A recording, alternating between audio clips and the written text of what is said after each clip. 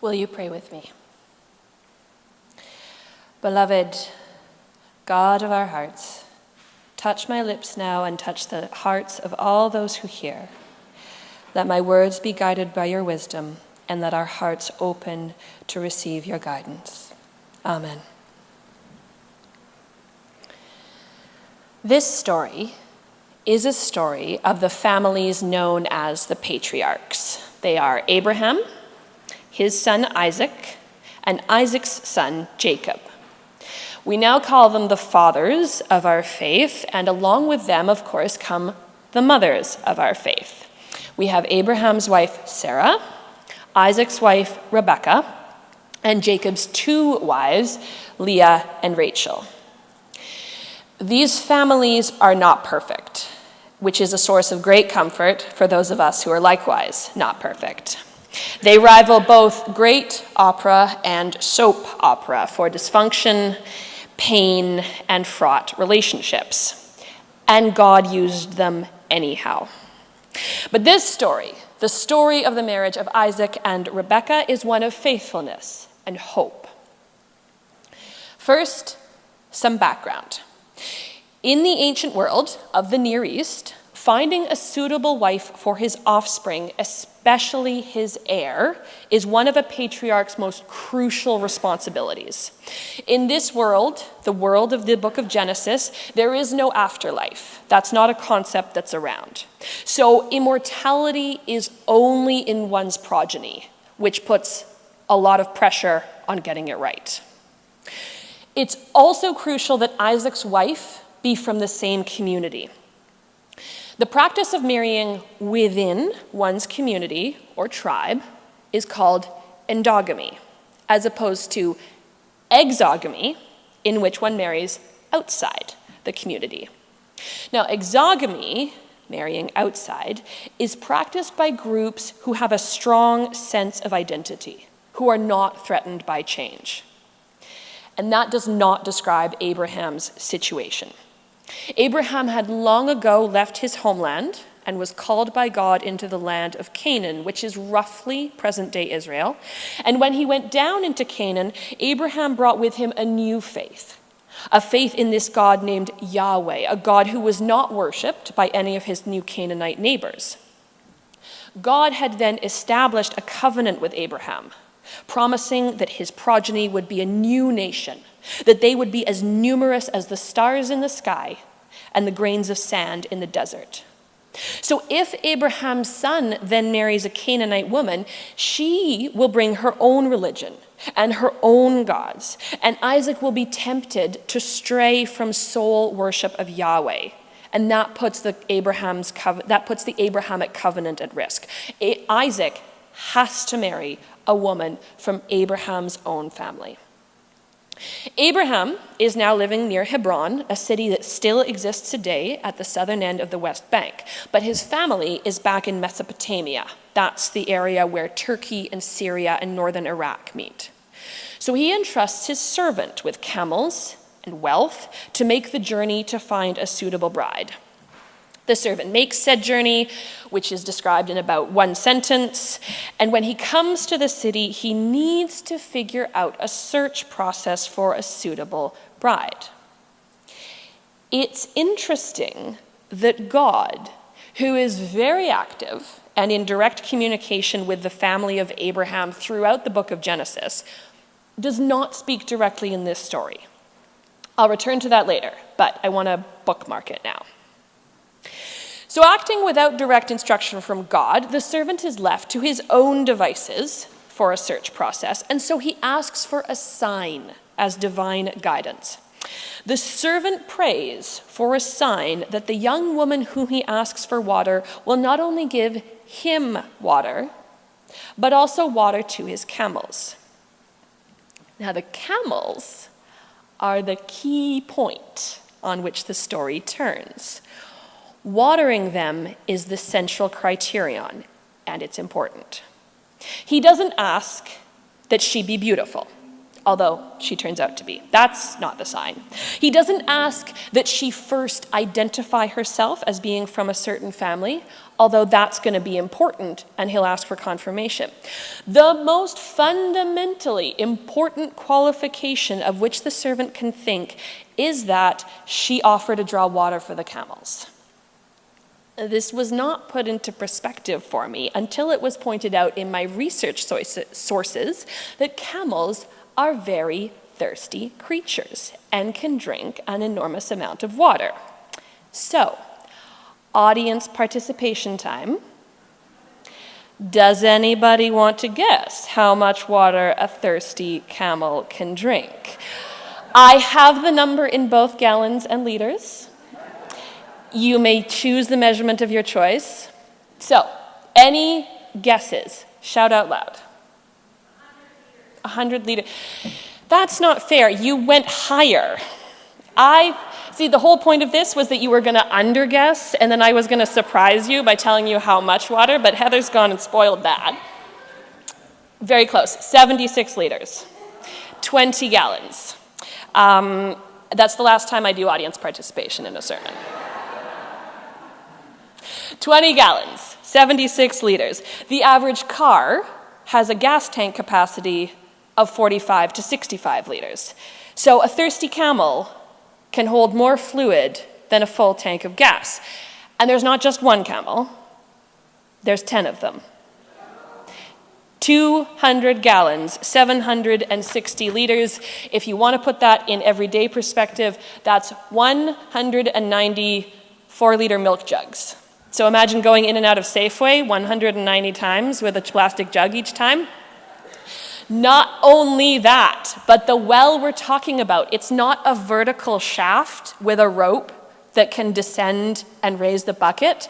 It's a spring at the bottom of an inclined slope. I don't have numbers on the incline of the slope, so I can't tell you how many calories Rebecca was burning every time she went up and down. But she was moving. So this is the point. When she offers to water 10 camels, she's not gracefully draped over the side of a fairy tale well, robes flowing romantically and gracefully watering, raising and lowering a bucket. No, she's getting her done. Rebecca is active, and she's strong, and she's definitely sweating.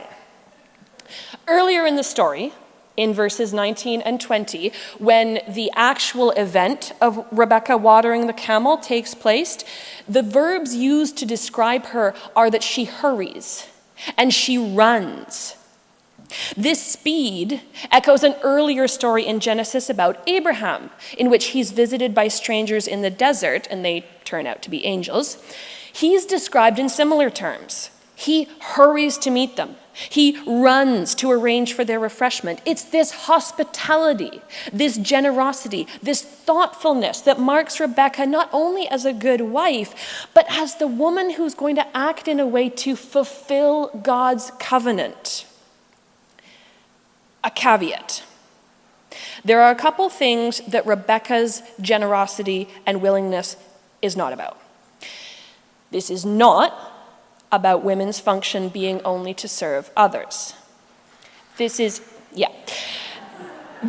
not about any of us burning ourselves out, neglecting our own needs in order to fulfill those of others. The church has all the martyrs she needs. You're not asked to do that job. This is about the willingness to show up in the moment and say yes to an unexpected request. That is the mark of being ready to take part in the work of God. The work of God in this story is, of course, the continuation of the family of Abraham, and it's the same willingness that Jesus' mother Mary is going to display in the New Testament when she says yes to bearing a child. So what does that mean for us, we who are unlikely to encounter any thirsty camels? You never know. This is true. I think it's about one of the hardest and the simplest things, which is saying yes. Earlier, I pointed out that God neither speaks nor acts directly in this story. Instead, God is at work in the interactions, the small interactions between people. This story reminds us that God is always present, and that working with God and building the world God envisions can take place in the most simple, everyday, ordinary interactions. What's required of us in order to take part in God's workings in the world is to notice the needs of others and respond. It's really simple. It can be really hard. Life is demanding. The requirements of day-to-day life can feel relentless, leaving no time to see outside the next thing on our list. But I think what this story shows us is that it doesn't take grandiose visions, great social movements, or large-scale planning to be part of God's work. Instead, it takes a willingness to respond on a very small scale to very immediate needs. We live in a broken, hurting world, and sometimes we are broken and hurting ourselves. There are so many needs. There are people sleeping on our streets. There are the high rates of suicide among Aboriginal teens. There's the pollution of African nations by oil companies. They can be so easily overwhelming.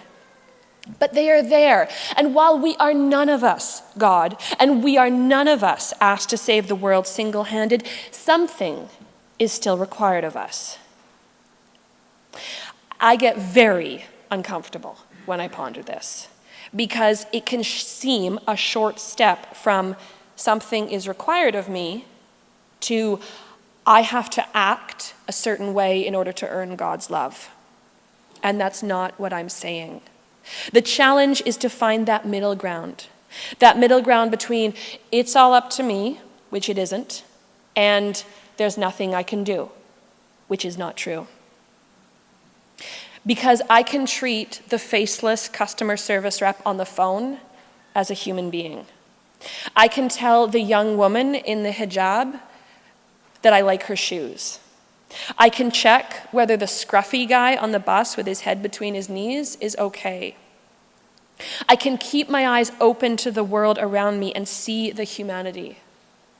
And it's a humanity that I see all the time in the small acts of neighborliness and small town hospitality that I saw when my grandmother was elderly. It was the neighbor who mowed her lawn and the neighbor who made an extra Thanksgiving dinner and dropped it off. It doesn't always have to be an extra Thanksgiving dinner. It can be small. It just needs to be there. In the Hebrew scriptures, God establishes a covenant with the people of Israel. God is our God, and we are God's people. God promises to be there for us, never abandoning us, and in return, we are asked to keep God's ways.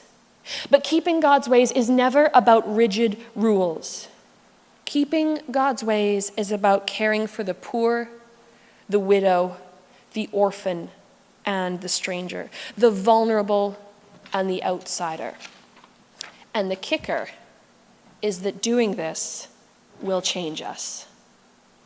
And so when I say that something is required of us, what this really means is that we are invited to be changed. We are invited to leave behind our fear, our smallness, our walls, and embrace the uncertainty of a life in God, not to earn divine approval, but for our own sake. We are accepted, loved, and wanted as we are, and we are invited to the freedom and life of keeping God's ways, a God who dreams of a world of justice, mercy, and kindness. The path to that world is built one small step at a time, one small yes at a time. We will fail. We will walk away from the well too busy, too tired, too cranky for the camels. But the beckoning is always there. The beckoning to build a world we can only imagine, one thirsty camel at a time. May it be so.